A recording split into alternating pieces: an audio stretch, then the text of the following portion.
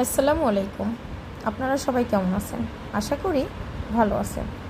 বেশ 2 দিন ধরে আপনাদের সাথে কোনো ভিডিও শেয়ার করতে পারতাছি না। এই জন্য হচ্ছে একটু অসুস্থতা এবং ব্যস্ততা দুটোই মিলিয়ে।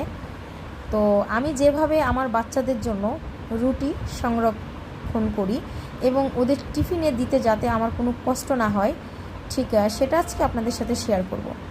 তো আমরা আটা কিভাবে কাই করতে হয় এটা তো সবাই জানি, আর এর আগের ভিডিওগুলোতেও আমি কিভাবে আটা কাই করেছি সেটা দেখানো হয়েছে। তো এই জন্য এই ভিডিওতে আর আপনাদের সাথে সেটা শেয়ার করলাম না, জাস্ট প্রসেসিংটা শেয়ার করব। তো এই যে আমি রুটিগুলো বানিয়ে নিচ্ছি, অবশ্যই কমেন্ট করে জানাবেন যে আমার রুটিগুলো বানানো কেমন হলো। খালি রুটি না, রুটির সাথে পরোটাও বানিয়ে নিব। বানিয়ে কিভাবে আমি রেখে 2-4 দিন 1 সপ্তাহ খেতে পারি সেটাও বলে দিব। তো এই যে সুন্দর মতো রুটি বানিয়ে নিলাম, দেখেন গোল হচ্ছে, তো চেষ্টা করতেছি। তো আলহামদুলিল্লাহ আমার রুটিটা একেবারে খারাপ হয় না, ভালোই হয়। তো এই যে খুব পাতলা পাতলা করে আমি কিন্তু রুটি বেলে নিই। অনেকে মোটা মোটা করে রুটি বেলে, বাট আমার বাচ্চারা বা আপনাদের ভাইয়া রুটি কিন্তু পাতলা করে না বেললে খাবে না, মোটা হলে তাদের গলা দিয়েই নামে না। এটা তাদের অভ্যাস, কারণ আসলে মানুষ তো অভ্যাসের দাস।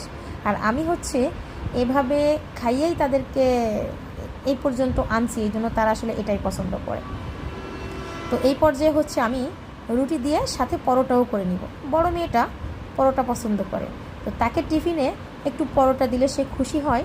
আর ছোটো মেয়েটা রুটি, তাহলে কি জ্বালা বলেন তো, দুইজনের জন্য 2 রকম। তো এই জন্য আমি এই টেকনিকটা খুব করি যে একসাথে আমার 2 কাজ হয়ে যাবে। তো আমার যেগুলো রুটি বানানোর ছিল আমি বানিয়ে নিছি, এখন হচ্ছে পরোটা বানিয়ে নিব। তো রুটির মতো করে বেলে ভিতরে সামান্য একটু তেল দিলাম, দিয়ে এই যে পরোটার শেপ দিয়ে নিচ্ছি। এতে করে কি হবে, একেবারে পরোটার ভিতরে নরম তুলতুলা হবে এবং মচমচে হবে। এটা যখন আমি ভাজবো তখন একদম ফুলকো ফুলকো মচমচে হবে এবং খেতে অনেক বেশি মজা হয়। আর পরোটাগুলোও কিন্তু অনেক পাতলা, খুবই পাতলা হয়। মানে আপনারা ক্যামেরার স্ক্রিনে দেখে কতটুকু বুঝছেন আমি জানি না, বাট এগুলো অনেক পাতলা হয় এবং খেতেও অনেক মজা হয়। আমি যতবারই এই পরোটাটা এভাবে বানাই আমার বাসায় সবাই পছন্দ করে। তো এই যে এভাবে বড় মেয়ের জন্য কয়েকটা বানিয়ে নিব, যাতে করে আমার কয়েকদিন চলে যায় আর নাস্তা বানানোর কোনো টেনশান ঝামেলা না থাকে। এটা কিন্তু অনেক বড় একটা প্যারা যে বাচ্চাদেরকে দিতে হবে, নাস্তা বানাইতে হবে। তারপরে এই যে আরও একটা এভাবে বানিয়ে নিলাম।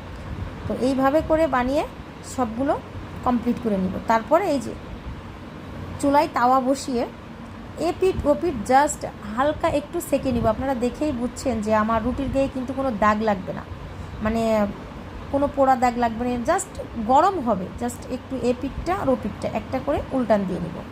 তারপরে হচ্ছে আমি পেপার বিছাইয়ে পেপারের উপরে রুটিগুলো রেখে দিব। আমি কিন্তু এ পর্যায়ে কোনো ফ্যান ছাড়ি নাই, জাস্ট এভাবেই থাকবে। শুকিয়ে নর্মাল ফ্রিজে সংরক্ষণ করে দিব। ভালো থাকবেন, আল্লাহ হাফেজ।